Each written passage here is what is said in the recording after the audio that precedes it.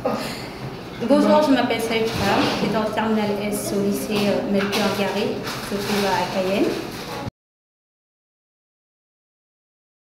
Alors, en début d'année, mon niveau était catastrophique. Je suis redoublante.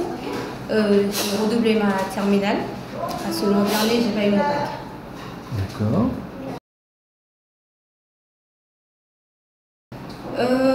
Qu'est-ce qui m'a motivée à faire des progrès?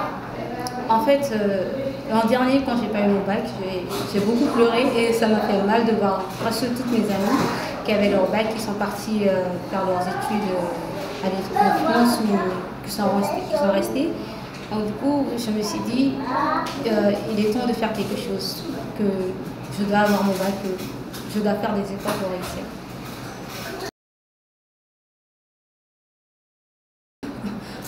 En maths, oui, il y a eu un gros progrès. En fait, en tout premier contrôle en maths, j'ai eu 1 sur 20. C'est la pire note que j'ai eu en maths. Et j'avais 3 de moyenne, le premier trimestre en maths. Et après, je suis passée à 8 de moyenne.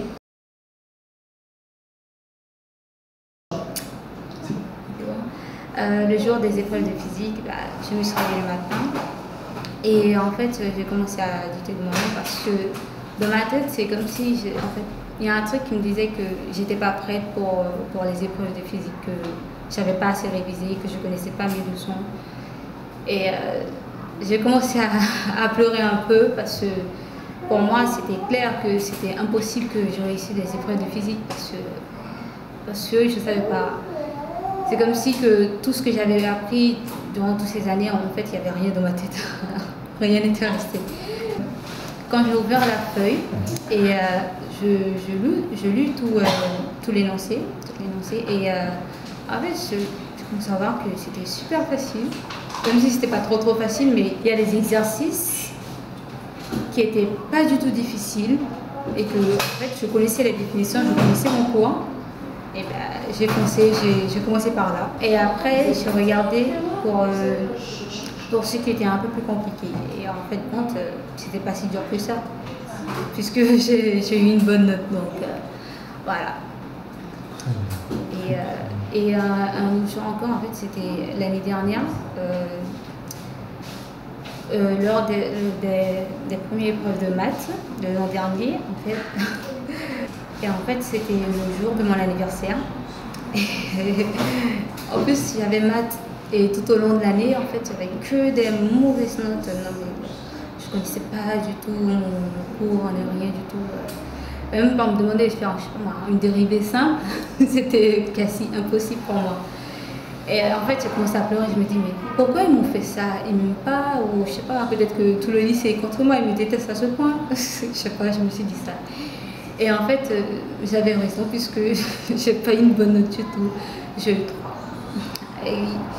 Et cette année, en fait, je sais pas ce qui s'est passé, mais j'avais SVT le jour de mon anniversaire aussi. Bon, SVT, c'est l'une de matières préférées. Ça s'est bien passé en plus.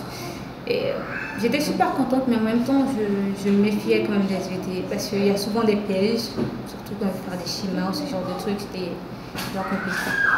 Oui, mais en fin de compte, j'avais eu raison de moi et j'ai réussi à avoir une bonne note. Donc, voilà. Attends, je vais dire un truc par là. Allez-y. Et en fait, ce que j'aimerais dire aux gens qui, tout au long de l'année, qui n'ont pas des bonnes notes ou qui peut-être à cause des problèmes, ou je sais pas, ce genre de trucs, ou parce qu'ils étaient malades, en fait, il faut continuer, il ne faut pas abandonner parce que quand j'ai fait ma première année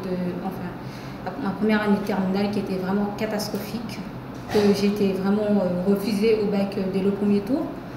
Et en fait, si j'avais abandonné à ce moment-là, j'aurais jamais réussi à être admise du premier coup cette année. Donc, tu vois, et des fois, ça se passe mal, mais il faut quand même essayer de surmonter ça et de continuer et de réussir surtout.